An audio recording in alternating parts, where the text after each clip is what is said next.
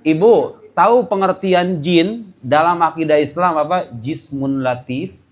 Jismun latif itu artinya jisim, latif itu artinya yang halus. Dia itu makhluk halus. Kita ini makhluk padat.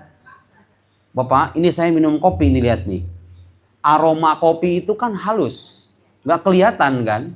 Dibandingin kopinya, kira-kira ibu kalau bicara masalah kekuatan, kira-kira itu kuat kira-kira aromanya atau kopinya? Bukan, maksud saya itu secara kekuatan fisik. Ya jelas dong. Ibu kumaha itu? Jelas atuh kopinya. Makanan sama aroma makanan, mana yang lebih kokoh kira-kira? Ya jelas makanannya lah. Ini kita ini makhluk padat, Bu. Ada roh, ada jasad. Jin itu makhluk halus. Artinya kalau makhluk halus itu lemah. Jin itu. Cuma kadang, bukan berarti nggak ada jin itu. Jin itu sendiri sebetulnya bertingkat-tingkat kemampuannya.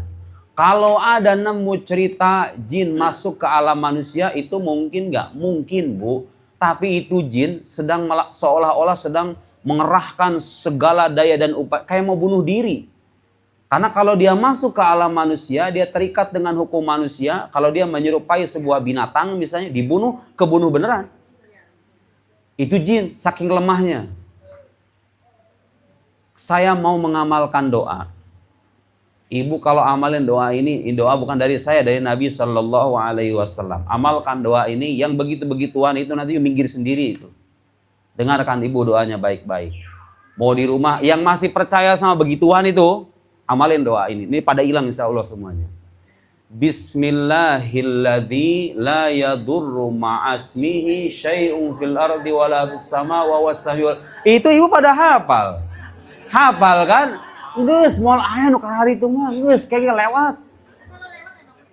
Ya. Saya setelah kuliah, Bu, kesimpulannya apa? Cerita-cerita yang sering dimunculkan sama orang-orang Indonesia itu sebagian itu dongeng sebetulnya. Begini gara-gara jin, dikit-dikit jin disalin. Kadang-kadang masih ada penjelasan ilmiahnya itu sebetulnya. Setelah saya kuliah, yang saya pelajari itu begitu. Jin itu makhluk yang lemah pada hukum dasarnya, pada bangunan asli tubuhnya itu, dia itu makhluk halus dan makhluk yang lemah. Kita ini jauh lebih kuat ketimbang jin, sama Allah dikasih kemuliaan. Jasadnya kuat, fisiknya, rohnya. Apalagi ibu punya iman kan, tiap hari hataman kayak begini. Bukan tiap hari, tiap bulan ya Pak ya? Tiap minggu apa tiap bulan? Tiap minggu. Coba itu. Emang ada jin yang pengen berani sama ibu? Tiap minggu kayak begitu. Baca Quran gak pernah lewat. Mungkin kalaupun jin itu istilah kata kalaupun benar ada. Tapi kayaknya kasusnya jarang banget, Bu.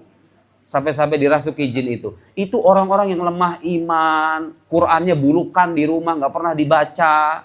Sholatnya wallahu alam karena sehari sekali aja mungkin enggak. Sholatnya lewat. Al-Qurannya bulukan di rumah. Gak mengenal Tuhannya, gak pernah sholat, ya wajarlah mungkin. Atau orang-orang kayak ibu pada takut, mikir-mikir jin juga kalau orang kayak ibu, ya kan? Ini orang beriman, ingat sama Allah, cinta sama nabinya, Quran ada dalam dadanya. Jin yang mana itu yang berani sama orang-orang kayak begini? Ya, koreksi keyakinan itu, dan saya dulu hidup di lingkungan kayak begitu, saya sudah mengoreksi keyakinan itu. Sebagiannya bohong itu, Bu, mungkin ada yang benar sekian persen ya. Tapi sebagian besarnya itu bohong. Jin itu makhluk yang lemah. Jangan sekali-kali kalau ada peristiwa yang belum kita temukan penjelasannya. Oh, gara-gara juri gimana? Belum tentu. Belum tentu. Ya. Sama ada satu doa lagi, Bu. A'udzu bikalimatillahi tammati min syarri. Tuh, pada hafal. Moal aya jin anu dahaek ibu ka ibu moal aya benar. Pada hafal doa kayak begitu.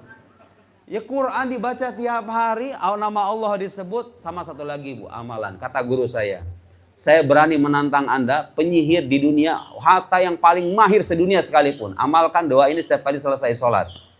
Atahaddak, kata guru saya. Ayasharak, ayasair fahadhal alam. Saya berani menantang Anda, tidak akan pernah ada penyihir yang bisa mempengaruhi Anda kalau Anda mengamalkan ini. Baca ayat kursi setiap selesai sholat, Bu. Baca kan? Gus, mual bisa ya teman, Gus. Mikir-mikir jinnya. Jin lagi ada yang mikir-mikir. Baca ayat kursi selesai sholat, Bu. Ditambah subhanallah 33 kali, alhamdulillah 33 kali, Allahu Akbar 33 kali. Baca Quran, sholat jangan ditinggalin. Udah, yang begituan tuh hilang nanti juga lama-kelamaan. Kalau masih ngalamin kemungkinan penyakit, bisa jadi penyakit psikologis. Cuma kita belum nemu penjelasannya. Saya soalnya ngalami, Bu. Bukan saya, di lingkungan saya. Pernah ada wali santri, waktu itu zaman Allah alam tahun berapa saya lupa. Itu anaknya diduga katanya kerasukan apa ada yang nempelin lah kira-kira begitu. Dibawa ke ahli hikmah. Ya bahasanya ahli hikmah. Wallahu alam beneran ahli hikmah apa bukan gitu ya. Bukan ke dokter. Datanglah ke Kiai Fulan, Kiai Fulan, Kiai Fulan katanya di daerah tertentu itu. Akhirnya apa? Ada hasil apa enggak? Kagak ada hasil. Terus kita nasihatin, Pak, mungkin, mohon maaf ini mah, mungkin itu anaknya kena gangguan. Gangguan psikologis, atau pergi aja ke rumah sakit, pergi ke psikiater, pergi ke dokter, barangkali dengan cara begitu insya Allah dibawa sama bapaknya ke dokter, beneran sembuh, Bu. Tadinya datang ke yang dia yakini sebagai orang pinter lah kira-kira begitu. Pas datang ke dokter dikasih obat, ternyata bener itu penyakit gangguan psikologis. Tuh lihat. Ini soal iman, Bu, soal akidah. Betapa akidah itu mempengaruhi tindakan seseorang. Kalau akidahnya rusak, akidahnya rapuh, akidahnya cacat sejak awal, kadang-kadang perilakunya juga begitu. Betul nggak Ibu? Nah.